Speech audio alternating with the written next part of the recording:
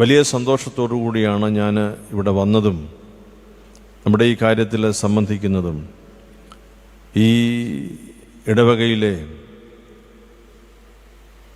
പ്രഗത്ഭരായിട്ടുള്ള പുരോഹിതന്മാർ അവർ സഭയിൽ നൽകിയിട്ടുള്ള വിലപ്പെട്ട സേവനങ്ങൾ,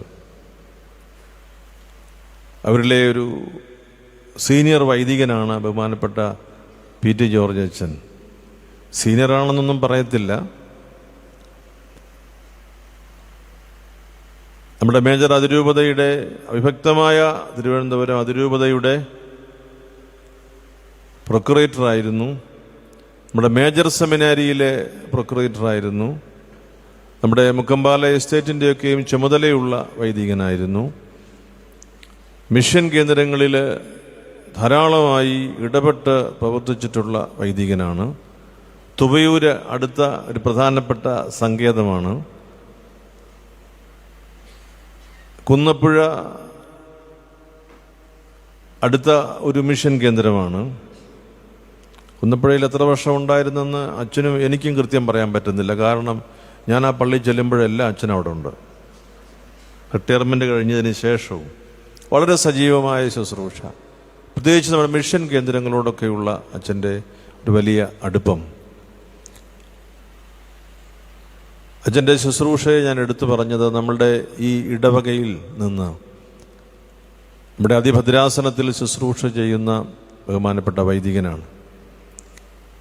നമ്മളുടെ മുതിർന്ന നമ്മളുടെ എല്ലാ വൈദിക സഹോദരങ്ങളോടും നമ്മുടെ മൺമറഞ്ഞു പോയ നമ്മളുടെ പ്രഗത്ഭരായ വൈദിക സഹോദരങ്ങളോടുമുള്ള എല്ലാ ആദരവും നിലനിർത്തി ബഹുമാനപ്പെട്ട പി.ടി. ജോർജ് അച്ഛനെ നമ്മുടെ സഭയിൽ ഒരു കോറെപ്പിസ്കോപ്പായി ഞാൻ പ്രഖ്യാപിക്കുന്നു. അച്ഛൻ വഴിയായി ലഭിച്ച പൗരോഹിത്യ ശുശ്രൂഷയ്ക്ക് നന്ദി പറയുന്നു.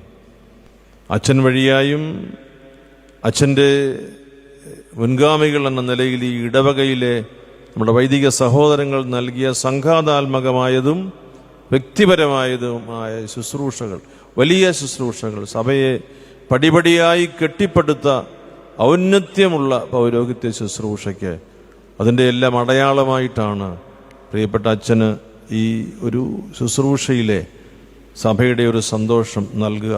പ്രിയപ്പെട്ട അച്ഛൻ ഇങ്ങോട്ടൊന്ന് വന്നാൽ എനിക്ക് വലിയ സന്തോഷമായിരിക്കും.